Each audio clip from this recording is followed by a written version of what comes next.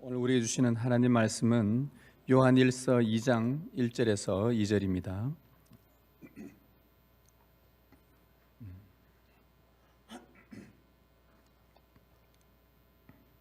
요한일서 2장 1절 2절입니다.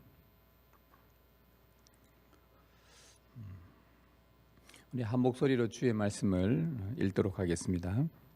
나의 자녀들아, 내가 이것을 너희에게 쓰면 너희로 죄를 범하지 않게 하려 함이라. 만일 누가 죄를 범하여도 아버지 앞에서 우리에게 대언자가 있으니 곧 의로우신 예수 그리스도시라.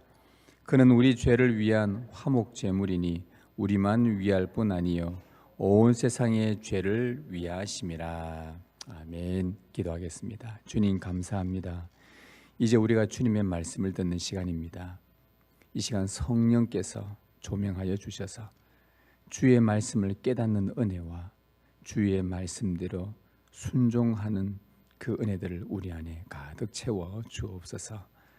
종은 뒤로 감추어 주십시오. 오직 하나님의 말씀만 온전히 드러나게 하옵소서. 주님 말씀하여 주시옵소서. 이제 우리가 주님의 말씀을 듣겠나이다. 우리 주 예수 그리스도의 이름으로 기도드리옵나이다. 아멘.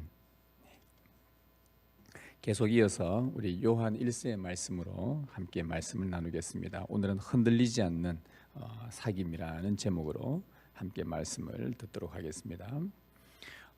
빛은 어둠을 몰아냅니다. 어둠은 스스로 사라지지 않습니다. 어떤 노력과 수고로도 오래도록 덮인 짙은 어둠을 몰아내지 못합니다. 모든 방법을 동원해도 어둠은 그대로 있습니다. 오직 외부로부터 빛이 비춰야만 그때서야 어둠은 사라집니다. 이스라엘 백성이 400여 년간 애굽의 종으로 살고 있을 때에 그들의 삶은 어둠 자체였습니다. 자유가 없고 소망이 없는 절망이요 흑암이 그들의 인생 전부였습니다. 그들은 마귀의 손 아래에서 악한 통치자들로 말미암아 오래도록 고통받으며 소망 없이 살고 있었던 어둠의 삶이었습니다. 그들 스스로 흑암을 몰아낼 수가 없었습니다. 아무리 애를 써도 어둠은 사라지지 않았습니다. 왜냐하면 어둠은 스스로 사라지지 않기 때문입니다. 외부에서 빛이 비쳐야만 그들은 어둠에서 해방될 수 있습니다. 하나님의 긍휼의 빛이 세상의 어둠을 뚫고 흑암이었던 이스라엘 위에 비추셨습니다. 바로 앞에 있는 사람도 보지 못할 만큼 캄캄한 흑암이 3일 동안 애굽 전역을 뒤덮은 적이 있었습니다. 사람들이 기어서 다닐 만큼 더듬을 정도로 아무것도 할 수 없게 만든 흑암이 3일 동안 애굽 전역을 덮었습니다. 그런데 이스라엘이 거주하던 애굽의 고센 땅에만 빛이 있었습니다. 하나님께서 어둠을 뚫고 이스라엘에게 그 깜깜한 애굽 땅 전에서 그 이스라엘만 있는 그곳에 긍휼의 빛을 비추심으로 그들은 빛을 보게 되었습니다. 하나님께서 이스라엘에게 빛을 비추신 이유가 무엇일까요?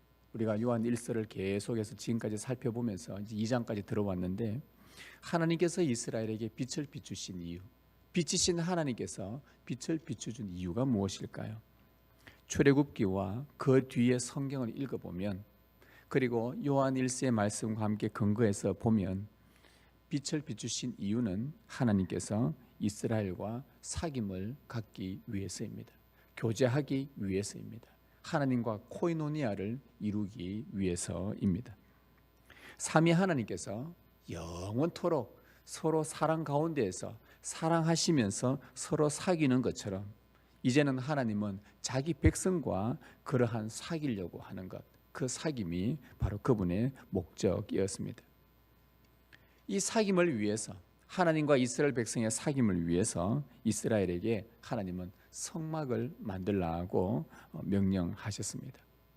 성막을 한복판에 두고 이스라엘 백성들은 그 주위에 모여 살도록 하셨습니다. 그들은 성막을 떠나서는 안 되고 빛으로 임재하신 하나님을 거기서 만나고 예배하며 그곳에서 주님과 함께 사귀며 교제를 즐기도록 하셨습니다.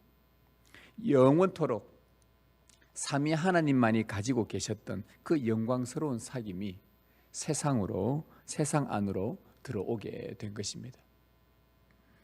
여러분, 하나님과 이스라엘 백성과의 사귐은 그 자체가 바로 빛이었습니다. 왜냐하면 하나님이 빛이시기 때문에 빛과의 사귐 그 자체가 바로 이스라엘 백성 가운데 빛나는 빛이었습니다. 근데 그 빛은 바로 성막 주위에서부터 시작해서 주위의 어두운 세상을 조금씩 밝혀가기 시작을 합니다.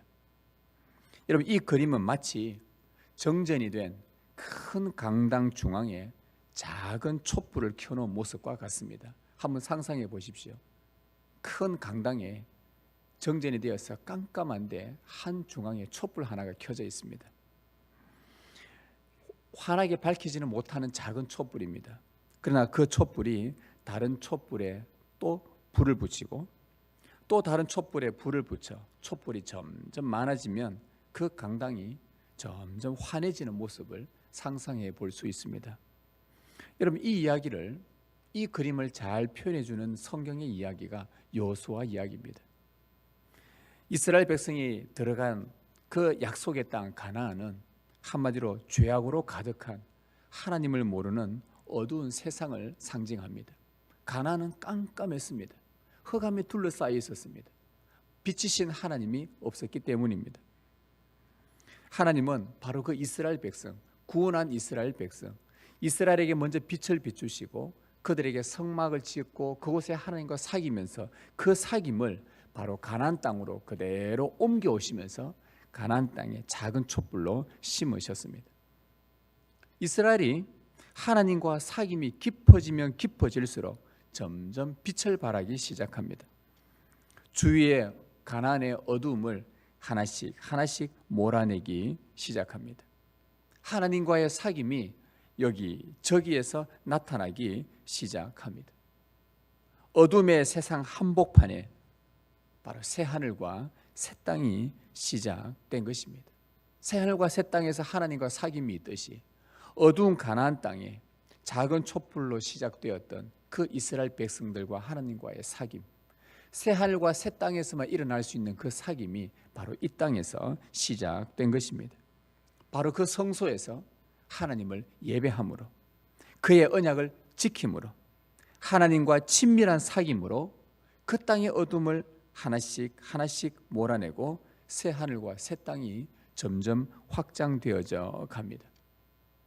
요한은 이 요한 1서 편지를 쓰면서 우리 1장에서 우리의 사귐은 아버지와 그의 아들 예수 그리스도와 더불어 누리는 것이라고 말을 했습니다. 그리고 하나님은 빛이시라고 말을 했습니다. 빛이신 하나님과 또 빛이신 그의 아들 예수 그리스도와 더불어 함께 사귐으로 여러분 안에 오래도록 머물러 있었던 그 어둠과 어둠의 삶의 흔적들, 죄의 모습들이 하나씩 사라지게 되었습니다. 그리고 우리가 다른 지체들과 또 빛 안에서 이 하나님과의 사귐을 또 이어가면 그 사귐이 주위의 어두운 곳에 침투하여서 어둠을 조금씩 몰아내고 거기서도 새 하늘과 새 땅의 역사가 나타나게 되는 것입니다. 그곳이 바로 하나님 나라입니다. 하나님은 그의 아들 예수 그리스도를 통해 온 세상에 어두운 세상에 빛으로 뚫고 들어오셔서 침투하셨고 그 빛의 역사는 지금까지도 멈추지 않고 있습니다. 세상의 죄와 어두움과 죽음이 완전히 정복될 때까지 하나님은 물러서지 않고 계속 이 일을 행하고 계십니다. 우리 성도는 세상 속에 살아가면서 동시에 세상의 어둠의 영역들을 하나씩 삼키며 붕괴시켜 나가는 자들입니다. 그것이 빛의 자녀요 빛이신 하나님과 사귐으로 말미암아 나타나는 역사들입니다. 이것이 참 아름다운 우리 안에서 일어나고 있는 하나님 나라 이야기입니다. 그러나 여기서 문제가 발생합니다. 그 가나안에 들어갔던 이스라엘 백성들이 하나님과의 사귐이 깨어질 징조가 보였던 것입니다. 하나님과 사귐을 견고하게 만들어 가야 될 이스라엘 백성이 그 가나안 땅에 들어왔는데 어두운 땅에 하나의 등불로 시작해서 점점 확장되어져 가는데 바로 거기에서 하나님과의 사귐이 깨어질 징조가 보였던 것입니다. 그래서 이 백성들을 약속의 땅으로 이끌고 갔던 여호수아가 이런 불길한 징조를 예감을 하고서 그가 임종하기 전에 이스라엘 모든 지파를 불러 모으고 모든 관료들을 불러 모으고 장로들을 불러 모으고 모든 재판관들을 불러 모으고 모든 관리들을 다 불러놓은 그 자리에서 그가 유명한 고백을 하나 남깁니다. 오직 나와 내 집은 여호와를 섬기겠노라. 오직 나와 내 집은 여호와를 섬기겠노라. 여러분, 이 말은 하나님의 언약에 순종하며 진실한 하나님과의 사귐을 이어나가면 이 나라가 영원하겠지만 만일 이 언약을 깨고 하나님과의 사귐을 멀리하게 된다면 이 나라의 촛불이 등불이 꺼지게 된다는 경고였습니다. 그래서 이 여호수아는 이제 나는 죽지만 나와 내 집은 여호와를 섬기겠노라. 이 말이 얼마나 충격적인 말입니까? 잊어버릴 수 없는 유언과도 같은 말 아닙니까? 나와 내 집은 오직 여호와를 섬기겠노라. 이 말이 남아있는 그들의 귓가에 계속 맴돌게 하여서 하나님을 섬기고 그분과 교제해야 함을 기억하도록 이 여호수아가 마지막에 권고한 것입니다. 너희들도 후손 대대로 여호와를 섬기라. 불길한 사귐에 깨어질 그 불길한 예감을 여호수아가 직감하고 그들에게 당부하며 이 말을 남겼습니다. 그러나 우리가 구약의 역사를 알고 있듯이 그들은 이 사귐에 실패하고 맙니다. 이 편지를 쓴 요한은 유대인입니다. 이런 구약의 이야기를 어릴 때부터 아버지로부터 듣고 자라서 잘 알고 있는 내용들입니다. 흑암이었던 자기 조상들에게 빛을 비추셨던 긍휼의 하나님, 그 하나님과 사귐으로 새로운 하나님 나라가 시작된 그 이야기. 그러나 그들의 불신앙과 불순종으로 성소의 등불이 꺼지기 시작했고 나라가 멸망하여 결국엔 백성들이 뿔뿔이 흩어지는 비참한 역사까지 이 요한은 다 알고 있었습니다. 요한이 편지를 쓸 이 당시 때만 해도 나라를 빼앗긴 상태였습니다. 이 요한이 이 모든 역사들을 정리해 본 결과 하나님과의 사귐을 깨트린 주 원인은 바로 죄라는 것을 알게 되었습니다. 이스라엘의 죄가 하나님과의 교제를 무너뜨렸던 것입니다. 하나님과 믿음 안에서 잘 사귀다가도 우리 안에 죄가 음습해서 죄를 범죄하면 그 하나님과의 사귐이 굉장히 멋쩍고 왠지 불안하고 두려워지고 뭔가 불편해지는 그런 어려움은 바로 이 죄라는 것 때문입니다. 죄는 하나님과의 사귐을 위협하고 우리의 믿음을 무너뜨립니다. 빛과의 사귐이 깨어지면 그 다음에는 당연히 주위에 있는 어둠의 영향을 받게 되고 어둠의 길을 걸어가게 됩니다. 이거 왜 그렇습니까? 우리가 구원을 받았지만 우리의 몸은 여전히 이 세상에 발을 딛고 살기 때문에 그렇습니다. 하나님과의 사귐을 놓치면 순식간에 주위 세상의 어두운 세력에 영향을 받게 됩니다. 이런 마귀는 삼킬 자를 찾고 있습니다. 누굴 삼킬까요? 마귀가 삼키는 대상이 누굴까요? 이 공동체 바로 가까이에서, 항상 교회 가까이에서 하나님과의 사귐에서 떨어져 나가는 사람들, 그런 사람들을 집중 공격하며 삼킬 자를 찾고 있는 것입니다. 세상 한복판에 성소를 만들고 하나님을 예배하다가도 말씀을 멀리하고 하나님과 관계가 소원해지면, 그 사귐이 멀어지면 주위 나라의 영향을 받아 멸망한 이스라엘처럼 우리 성도들도, 교회도 위험에 빠지게 되는 것입니다. 영혼의 이 좌소에 자리 잡은 등불이 꺼져 촛대가 옮겨지는 일이 생기기도 합니다. 주님께서 이 요한을 통해 뒤에 썼던 요한계시록에 보면 너희가 내 말에 순종하지 아니하면 촛대를 옮기리라 하고 이미 말을 해놓은 적이 있었습니다. 요한은 이 당시 소아시아 교회들에게 이 편지를 쓰면서 이러한 위험과 이러한 어려움에 처해 있는 그 요한 공동체 교회들에게 편지를 쓰면서 그는 중요한 진리를 교훈했습니다. 하나님은 빛이십니다. 빛과의 사귐은 우리 안에 있는 어둠을 몰아내고 기쁨을 충만하게 합니다. 그러나 만일 빛과의 사귐이 희미해지면 순식간에 어둠에 사로잡힙니다. 그러니 죄를 멀리 하십시오. 죄는 하나님과의 사귐을 위협하고 깨트립니다. 죄를 범하지 않도록 하십시오. 이게 요한의 편지 내용입니다. 오늘 1절 말씀을 한번 보십시오. 나의 자녀들아, 내가 이것을 너희에게 쓰면 너희로 죄를 범하지 않게 하려 함이라. 요한이 말하고 있습니다. 내가 이것을 쓰는 것은 너희가 죄를 범하지 않게 하려 함이라. 성도들이 죄를 짓지 않도록 하기 위해 이 편지를 썼다고 말합니다. 그는 나의 자녀들아 라고 말한 것을 보면 이 아비의 심정으로 공동체를 떠나고 믿음을 떠난 그 영혼들, 그리고 그들에 의해서 남아있는 성도들이 영향을 받고 있는 그들에게 마치 아비의 마음으로 방탕하고 떠나있는 자식을 부르는 것처럼 자녀들이 죄를 멀리하고 환난 중에도 하나님과 사귐을 끝까지 붙들며 믿음을 잘 지키기를 바라는 그 마음을 담아서 아비의 마음으로 권면을 한 것입니다. 그는 죄가 얼마나 무서운지 알고 있었습니다. 아버지로부터 들은 이야기뿐만 아니라 구약 성경에 나오는 그 많은 자기 조상들의 이야기를 통해 이 죄가 얼마나 무섭고 두려운 것인지를 그는 알고 있었습니다.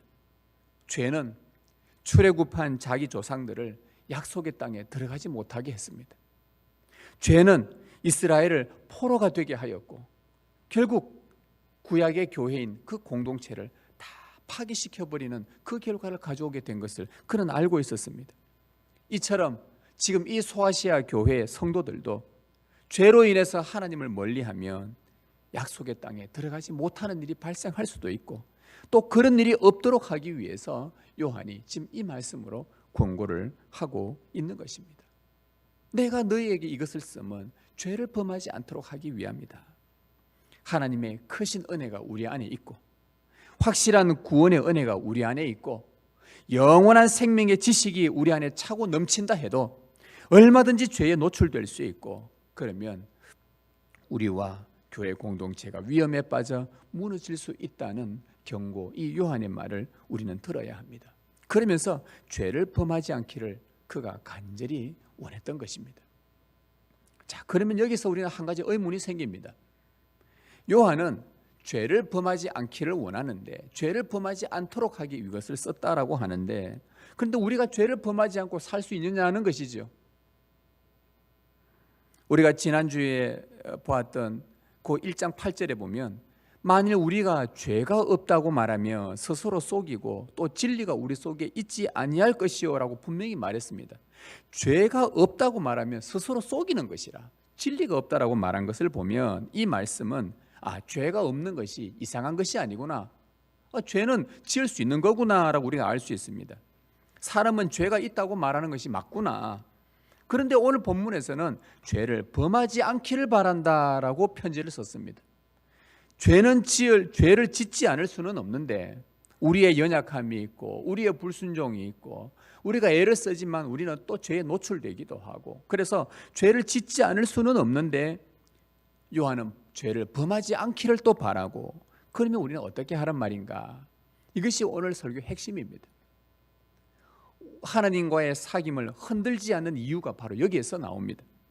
1절을 다시 보시면 나의 자녀들아 내가 이것을 너희에게 쓰면 너희로 죄를 범하지 않게 하려 함이라. 만일 누가 죄를 범하여도 아버지 앞에서 우리에게 대언자가 있으니 곧 의로우신 예수 그리스도시라.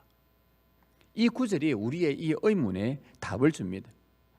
요한은 죄를 범하지 않기를 바라지만 만일 누가 죄를 범하면 이 말입니다. 나는 너희가 죄를 범하지 않기를 간절히 바란다.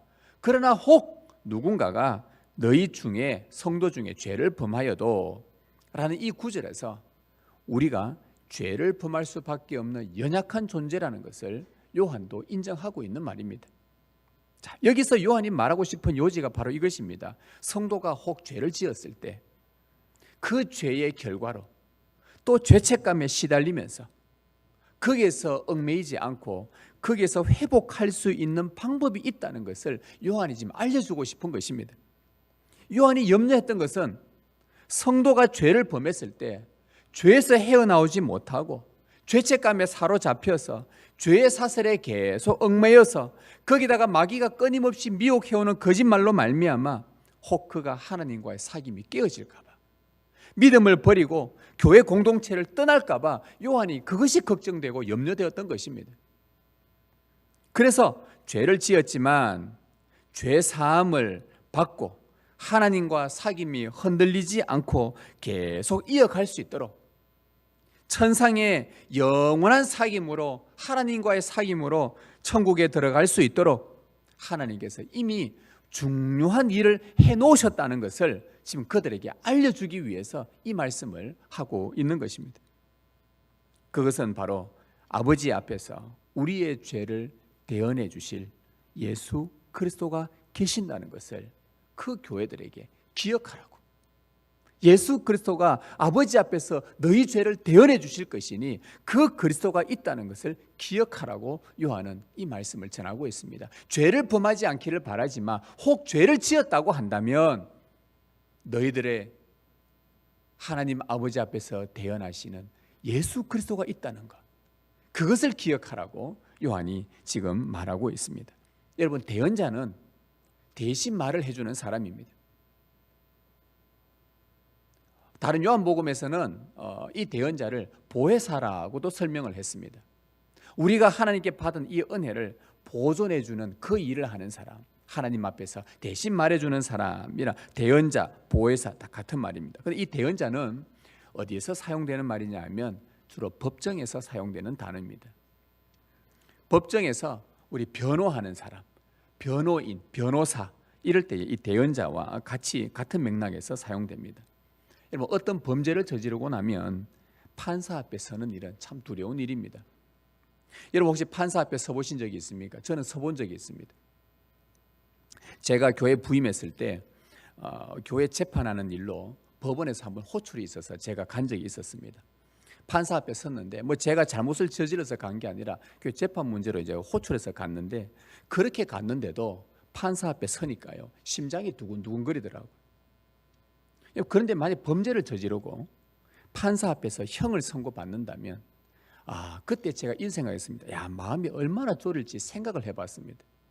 죄가 없어도 그 앞에 서면 조마조마한데 혹시나 내가 괜히 거기에 대해서 분위기에 압도되기도 하고, 또 판사는요 보니까 혹시 판사 계시는 분이 모르겠습니다.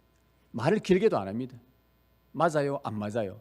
설명하려면 설명하지 말고 얼마나 무섭든지 설명도 못하게 해요. 맞냐 안 맞냐만 말하래요. 들었냐 안 들었냐 이런 것만 말하고, 설명할 게 많은데 됐고, 그러니까 얼마나 심장이 쪼르든지. 근데 진짜 죄를 범해서 그 앞에 형을 받는다고 한다면 얼마나 그 심장이 쪼그라들까요? 비록 범죄했지만 그럴 때는 이 판사로 말미암아, 그의 판결로 말미암아 자유를 구속당할 수도 있고 생사 여탈권이 판사의 손에 달려있다는 그 사실에 얼마나 두렵겠습니까? 비록 자기가 범죄는 했지만 자기 편이 되어서 자기 처지를 잘 알고 진심으로 변호해 줄 분이 그 옆에 필요한 것입니다. 자, 여러분, 이 상황을 하나님의 법정으로 한번 옮겨가 보십시다. 여러분이 하나님 법정 앞에 서 있다고 생각해 보십시다.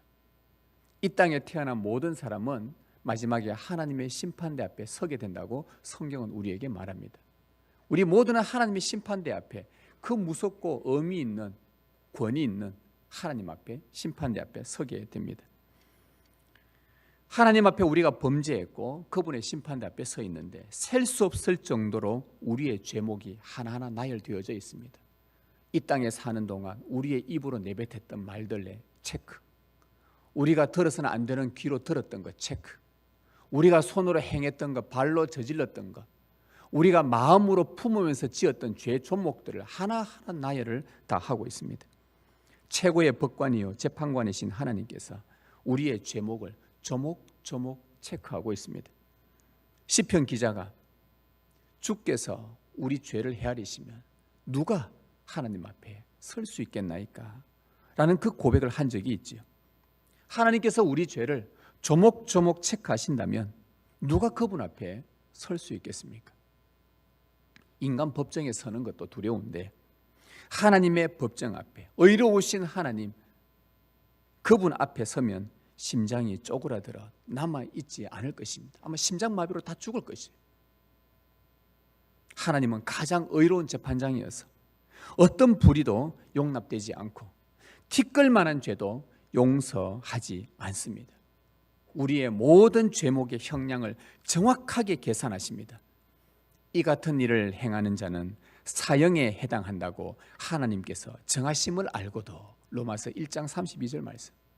이 같은 일을 행하는 자는 그 로마서 1장의 앞에 보면 이 같은 일을 행하는 항목들 보면 다 우리에게 해당되는 것입니다. 이 같은 일을 행하는 자는 사형에 해당한다고 하나님께서 정하심을 알고도 우리에게 내려진 형은 사형입니다. 영원한 지옥 형벌입니다. 어느 누구도 피할 수 없습니다. 하나님은 완전히 의로운 분이시기 때문입니다. 그런데 예수 그리스도께서 변호인이 되셔서 대언자가 되셔서 아버지께 우리 죄를 대언하시면 우리가 하나님의 법정에서 용서받는다고 오늘 요한은 말합니다. 그리스도가 누구시기에 어떤 분이시기에 사형에 해당되는 지옥 형벌에 해당되는 영원한 죽음에 해당되는 우리의 죄가 용서받을 수 있단 말입니까? 예수님이 누구시기에 그분이 어떤 분이기에 하나님 아버지 앞에서 우리 죄를 대언하면 우리가 그 무서운 지옥 형벌을 면할 수 있다고 말합니까? 그 이유는 예수님은 오늘 1절 끝에 보니까 의로우신 예수 그리스도시라. 그분은 우리의 의로우신 대언자이시기 때문입니다. 의롭다는 것이 뭡니까? 그분은 완전하고 흠이 없다는 뜻입니다. 우리를 변호해 주는 분이 죄가 없는 분이란 말입니다. 흠이 없는 하나님 앞에서 비견될 만한 의로우신 재판장 앞에서 가장 의로우신 예수 그리스도께서 변호를 해 주시니 완전하고 흠이 없는 예수 그리스도. 여러분 구약 제사에서 흠 없는 짐승을 기억하십니까? 레위기 설교할 때 들었습니다. 이스라엘 백성이 죄를 지었을 때 진실로 회개하며 흠 없는 짐승을 가지고 하나님 앞에 나아가면 하나님은 어떤 큰 죄라도 짐승의 피를 보시고 용서하셨습니다. 예수 그리스도는 바로 흠 없는 의로운 분입니다. 여러분을 대신하여 십자가에 죽으시고 영원한 사형에 해당되는 여러분의 모든 죄값을 대신 치르신 가장 의로운 분이십니다. 만일 그리스도가 불의하다면, 그분이 불의한 분이시라면 우리 죄를 사하는데 효력이 없을 것입니다. 완전하신 의로운 하나님 앞에서 티끌 같은 죄도 용납되지 않는 하나님 앞에서 불의한 자가 100번 1000번 변호한들 아무런 효력이 없을 것입니다. 그러나 예수 그리스도는 의로우셔서 죄가 없는 분이셔서 완벽한 분이셔서 가장 의로우신 하나님 앞에서도 우리를 위한 그 대언의 말이 효력을 발하는 것입니다. 요한은 우리가 죄를 범하지 않기를 바라지만 혹 죄를 범했다면 십자가에서 피 흘리신 영원한 사형에 해당되는 여러분의 죄를 용서하신 의로운 그리스도를 기억하고 그분께로 나와 하나님과의 사귐이 끊어지지 않도록 하라고 우리에게 지금 말해주고 있는 것입니다. 우리는 죽어 마땅하지만 의로우신 그리스도의 보혈이 아버지 앞에서 여러분의 죄를 대언하실 것입니다. 아버지요, 나의 의로운 피를 보시고 저들을 용서하옵소서. 그리스도의 이 호소에 아버지는 우리를 기꺼이 용서하십니다. 그러니 만일 죄를 범하였다면 죄와 그 죄책감에 사로잡혀서 거기에 얽매여서 하나님과 사귐도 다 던져버리고 믿음도 버리고 교회를 떠나버리는 그런 하나님과의 사귐을 쉽게 깨트리는 일들을 하지 마십시오. 의로우신 예수 그리스도는 하나님과 여러분의 사귐을 결코 흔들 수 없는 유일한 근거가 되십니다. 그리고 또 한 가지, 그리스도께서 변호인이 되셔서 우리 죄를 대언하시면 용서받는 또 하나의 이유가 있는데, 그것은 예수님은 충분한 대언자가 되시기 때문입니다. 첫 번째는 의로운 대언자가 되셨다면, 이번에는 충분히 우리의 용서하고도 남을 만한 하나님이 최고로 만족하시는 충분한 제물, 화목제물, 속죄제물이 되신다는 말입니다. 2절 말씀을 다시 보시면, 그는 우리 죄를 위한 화목제물이니 우리만 위할 뿐 아니요 온 세상의 죄를 위하심이라. 우리 주님의 속죄는 우리를 위함이 아니요 온 세상의 죄를 위함이라. 이 구절은 하나님과의 사귐을 흔들 수 없는 더 놀랍고 확실한 근거를 우리에게 제공해 줍니다. 단지 성도의 죄만이 아니라 온 세상의 죄를 감당할 만큼 충분한 화목제물이 되신다는 뜻입니다. 여러분, 예수님의 속죄의 가치가 얼마나 될까요? 값을 매기면 얼마나 되겠습니까? 얼마짜리가 되겠습니까? 예수님의 십자가에 죽으신 속죄의 가치가 얼마나 되겠습니까? 그분의 속죄의 크기는 어느 정도 되겠습니까? 한 10억 명 정도 용서할 수 있는 정도의 속죄일까요? 한 100억 명 정도 용서할 수 있는 그 속죄의 가치가일까요? 여러분, 10억 명 용서할 수 있는 속죄의 가치가 있어 대단한 것 아닙니까? 우리 인간은 기껏 해봐야 한 사람 정도 대신 그 사람의 죄를 그걸 용서해 줄 수 있을 만한 그런 가치가 있을까 싶습니다. 한 사람 정도는 내가 대신해서 용서할 수 있지 않을까? 나의 전부를 다 드려서. 여러분, 어떻습니까? 우리 예수님의 속죄의 크기는 어느 정도일까요? 아담으로부터 지금까지 지구상에 태어난 모든 인간의 죄에 대한 형벌, 그리고 앞으로 태어날 모든 사람의 죄에 대한 형벌의 대가를 전부 치르고도 남을 만큼 가치 있는 속죄 제물이라는 말입니다. 그런 죄값을 치를 수 있는 분은 인간으로서는 불가능합니다. 인간은 할 수 없는 일입니다. 좀 전에 말씀드린 것처럼 인간은 기껏 해봐야 한 사람 대신 갚을 수 있을까? 인류의 모든 인류, 앞으로 태어날 모든 인류의 죄까지도 모두 그것을 치르고 남을 만큼 있는 속죄 제물, 이것은 인간으로서는 불가능합니다. 요한 1서에 나오지요. 누구만이 가능합니까? 태초부터 계셨던 생명의 말씀, 어둠을 뚫고 이 세상에 빛을 비추신 영원한 생명이요, 하나님 품속에 계신 독생하신 하나님, 바로 예수 그리스도만이 그분이 가능합니다. 왜요? 예수 그리스도는 천지의 창조주시요, 이 천지 만물보다 먼저 계셨고 사람들보다 먼저 계셨고 만물보다 가장 귀한 분이십니다. 따라서 십자가에 죽으신 예수 그리스도의 속죄는 온 세상의 죄를 위하고도 남음이 있는 충분한 속죄 제물이요, 하나님께서 가장 만족해 하시고 흡족해 하실 만한 최고의 화목 제물이 되시는 것입니다.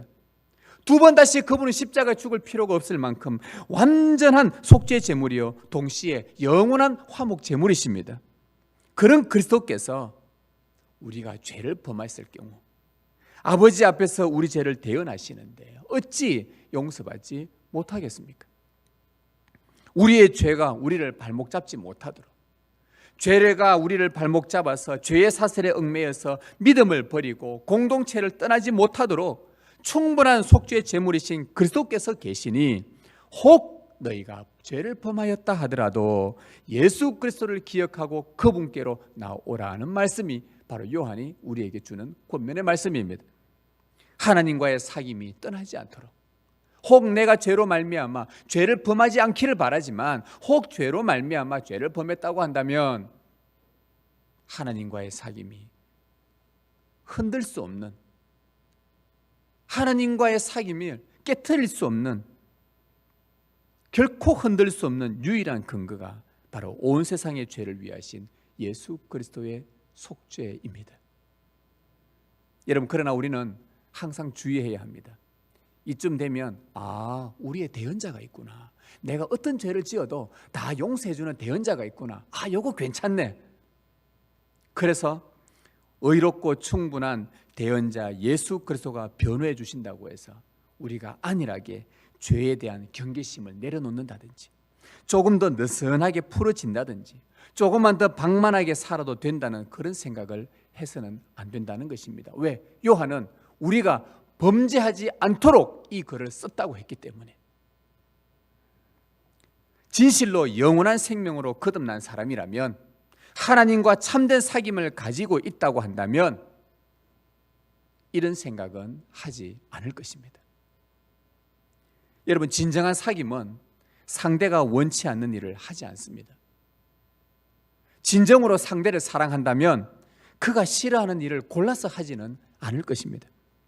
어떤 죄를 지어도 용서받을 수 있다는 이 근거가 마음대로 죄를 지어도 된다는 것을 허용하는 것은 아닙니다. 그러면은 내가 사랑하는 사람의 마음을 너무 아프게 하는 것이죠. 하나님과 참된 사귐이 있다면 죄를 쉽게 허용하지 않기를 바랍니다.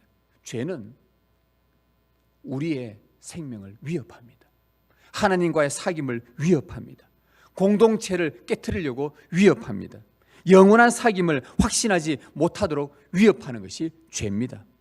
그러나 그렇다고 해서 죄로 말미암아 여러분들이 이 죄의 사슬에 얽매여서 마귀의 미혹에 빠져들어서 불안해하거나 염려하거나 두려워하다가 믿음을 버리고 교회를 떠나는 일이 없도록 하십시오. 영원한 은혜의 안전망인 예수 그리스도가 계신다는 것을 기억을 하십시오. 그분은 의롭고 충분하신 대언자가 되셔서 하나님 앞에서 여러분을 영원토록 변호하실 것입니다. 하나님은 예수 그리스도 안에서 누리는 사귐이 흔들리지 않도록 성령으로 굳건하게 해 나가실 것입니다. 빛이신 하나님과 충만한 기쁨의 사귐을 지속해 나가시길 주님의 이름으로 소망합니다.